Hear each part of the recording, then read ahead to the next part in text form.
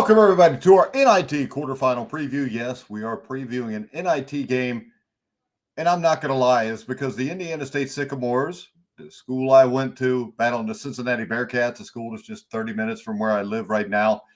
This is a matchup with a lot of intrigue. Holman Center, Indiana State. It's been a big party at the Holman Center, and there hasn't been too many parties since 1979 when Larry Bird led the Indiana State Sycamores to the national championship game. The Cincinnati Bearcats, in the first year in the Big 12 Conference, only went 7-11. They did beat 4 tournament teams. Only one of those teams is still left in the tournament right now. But they've played a tough schedule, and that leads us to tonight's matchup against the Indiana State Sycamores. If you're going to bet this game, the best place to bet it is on BetMGM. Make sure you click on the link in the description down below if you're watching on YouTube to bet on the game.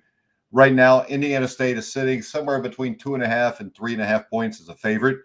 And these two teams both it's a contrast in styles. The Bearcats are one of the top 15 teams in the country on defense. The Indiana State Sycamores are the top 2-point shooting team in the country, number 11 3-point shooting. This game has everything you could want in a basketball game. And the Indiana State Sycamores, if you watch the first 4 and you watch the Virginia Cavaliers struggle to even get to 50, which they couldn't, the Indiana State Sycamores should be in the NCAA basketball tournament. It's an absolute joke that they're not. And the main reason they're not is they're from what they like to call a mid-major, even though we saw 2 mid-majors in Florida and Atlantic and San Diego State last year make it to the Final Four. Still no respect for the mid-majors. Indiana State entered the season at 30-6. They won the Missouri Valley Conference regular season championship. They lost 84-80 to Drake in the MVC championship game. That leads us tonight at the Holman Center, and you've got to think that the people that run the NIT, whoever those people are, have to be hoping Indiana State wins this game. Indiana State playing at Hinkle Fieldhouse. If you're an Indiana basketball fan, whether it's Indiana State, Purdue, Ball State, Butler, Evansville, no matter who it is, Hinkle Fieldhouse is special. And, we just passed the 70th anniversary of Milan High School and Bobby Plump upsetting Muncie Central to win the state championship. Hinkle Fieldhouse used to be a dream for kids to play in the state of Indiana. It's where the state championship was played. And then once it moved to Market Square Arena, it's where the semi-state was played if you were from the Indiana area or southeast of that. So tonight, the Cincinnati Bearcats and the NIT have won over San Francisco and Bradley. They beat Bradley on Saturday, 74-57. Bradley's a team that Indiana State played 3 times, went 2-1 against. Defense is no doubt the Bearcats' calling card. They rank 16th nationally in Kim Palm's defensive efficiency. Cincinnati keeps 2-point field goals at a minimum, as opponents shot just 47% from inside the arc, which is 27th nationally. The Bearcats have no shortage of perimeter length and athleticism to make driving into the lane a trying task for Indiana State. The Cincinnati is not a good perimeter team, not even close. They connected on just 32.6% of 3-point shots.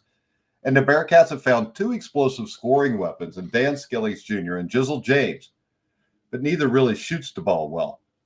That's where Simas Lukosis steps in. He hit the game winner charging off a screen in the first round against San Francisco, and he shoots 38% from downtown for the year. Meanwhile, Skillings is an explosive driver who posts 17.6 points in his last 5 games. Jizzle James scored 25 in a starting role without Thomas in the last game. And one advantage for the Bearcats is in the height department.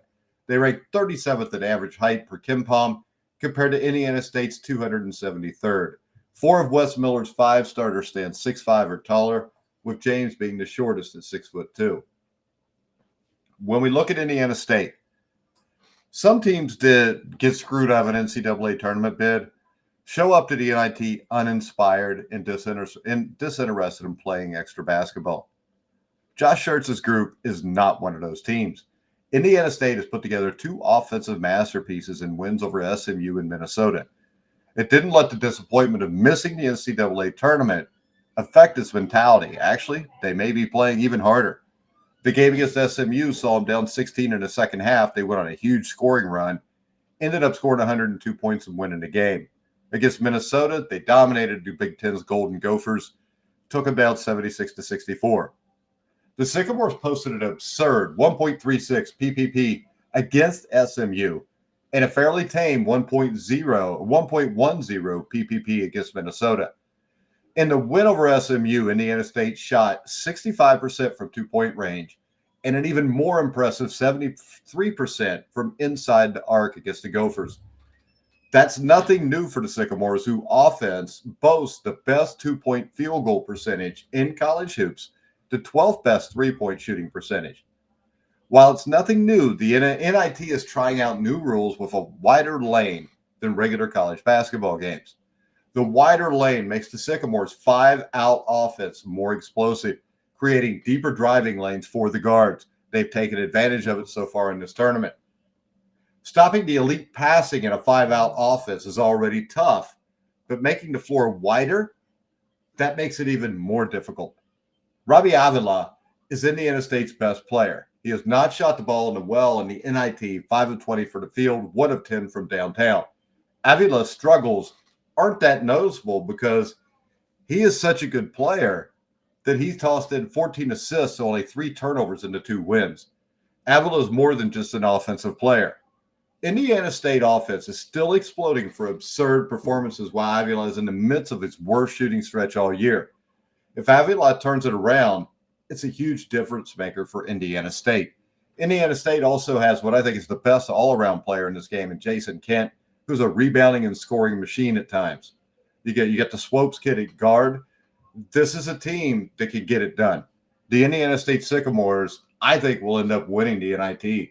And I think tonight, giving 2.5 to 3.5 points against Cincinnati, I think in the end, Cincinnati has to slow down one of the most explosive offenses in the country. Not many teams have succeeded in that mission.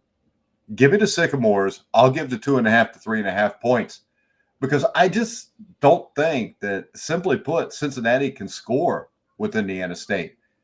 Even if they slow Indiana State down, Indiana State should be high 60s, low 70s. In a game like that, Cincinnati has a chance if they shoot the ball better than normal. If they shoot the ball the way they normally do, they get beat. If they get in a game where this is scored into the 80s, Indiana State runs away with it. So I'm going to tell you guys the best bet for tonight, if you go to BetMGM, is to bet the Indiana State Sycamores. And this will not be the last NIT show. Yes, Robert Stewart, his name is Jizzle James. Hopefully it's not his real name. Hopefully. You never know nowadays, Robert, to tell you the truth. Jizzle James may be his real name. But we will actually have NIT semifinal previews and NIT championship previews at the Indiana State Sycamores are there. Let's hope the rumors of Josh Schertz leaving are not true. If he stays and this team comes back, this team is a threat to go deep into the NCAA basketball tournament next year if they're allowed to. Unfortunately, this year, Indiana State was not allowed to. I think tonight they're going to show you why they should have been. All right, guys, you can follow me on X at Grueling Truth. Make sure you follow the Grueling Truth on Facebook. Over 159,000 followers already have. Like, subscribe, hit the bell notification on YouTube, where over 70,000 have. And check out BetMGM, the top sports book for betting on tonight's game.